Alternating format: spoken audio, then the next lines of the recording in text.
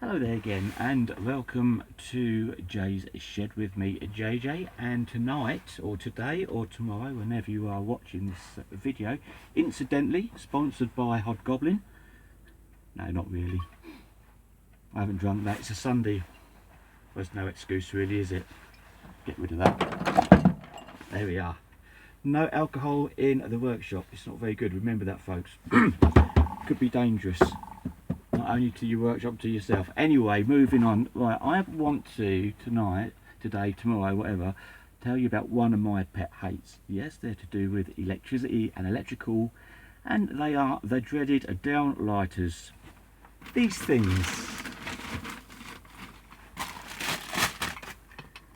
things, so unnecessary. They are a right pain in the... Anyway, so get out of the way there. Right, the Swedish chef there, that's for you, Steve, haha. Oh, these things are just pants. They are just so awkward to fit. One, you have to drill your ceiling out and leave a big hole in your ceiling. So if you've got a lovely ceiling, you have to drill a bloody grey hole out and shove that in. Then you have to fish all the wires through the cables, so it's so labour intensive. And why people go for these things? I mean, this is an example of a one, but all of them like this, even the concealed LED ones, not any good, because if they go, you have to replace the whole unit. With these ones, you have to replace the lamp, especially in commercial places. And I have seen this. You go to any restaurant or bar and you look at these in the ceiling, they'll always have an oversized lamp hanging out. And then we have the problem of the little clips being lost, and so the lamp is hanging out all over. The other common thing was most of these are rated for 20 to 25 watt, and what do we see? We see people go and bung a 50 watt halogen in, and then crispy wires. So these things are just awkward, they're not practical. You know, it's just well, I don't know, and I hate to see these in kitchens. Fluorescent tubes are for kitchens, not these bits of old tat. They are. If you're going to have a light in a room and you want a main light, have a decent light. 4 of these, you still get the same output as if you have one in the middle, just using a bigger lamp. Something like this. Now this is the body to have, because you can change these and you can put your own light up. You can change it, you can take it with you. You don't mess all your ceiling up, you don't risk drilling through pipes and wires and God knows what that's up the top there. And even if these do have a fire cover, fair enough, but I still consider these a bit of a fire risk. I would not like to have these hidden under my floor roof. I just don't like them. End of story. This is what you want. A nice little pendant. There you are. Ding, ding, ding. Great. So basically, I don't like these. I think they're the worst design lamp ever known.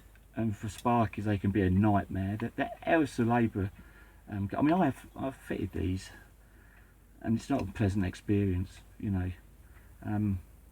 Especially when you get DIYers do it. Then you got good fun. You will not see one of these in my house whatsoever. I would not entertain one of these things in my house. So there. These things are very tacky as well on the back, actually, these connectors, you know, and so when you find chop blocks and things and bits and pieces put in, and you know, and what if you drill your hole a bit too big? Now I know it's not, but if you do, you're in a bit of trouble, aren't you? Plus the fact, if you move those, you can't take them with you. So really, these are the most impractical thing ever, but people like them because I suppose it's the in thing to have. But they're so impractical when it comes to light, and it's unbelievably, because you know, you can't really choose what kind of lamp you want in there, and if you change the decor, then you've got to change this, won't probably match in, where with a pendant or just a normal lamp that you put in could be quite easily just changed over. So there we go. Haha. So that is my rant. I would want to do that all week. So let me know if you agree with that, or if you think these are wonderful. got a whole bag of them here. Bloody things. Anyway, that's that.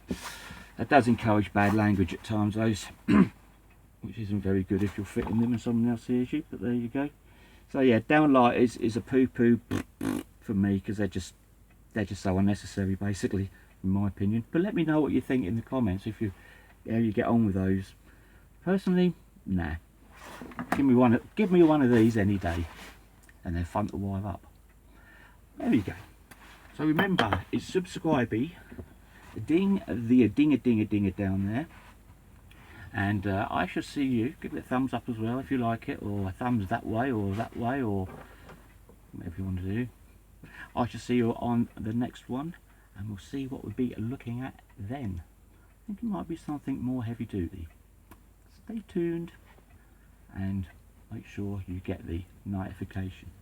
And so from this lovely Sunday evening, wet and windy, from Jay's shed and me and everything else, and the microphone and the lights and all the rest of it, see you next time on the channel. Bye bye.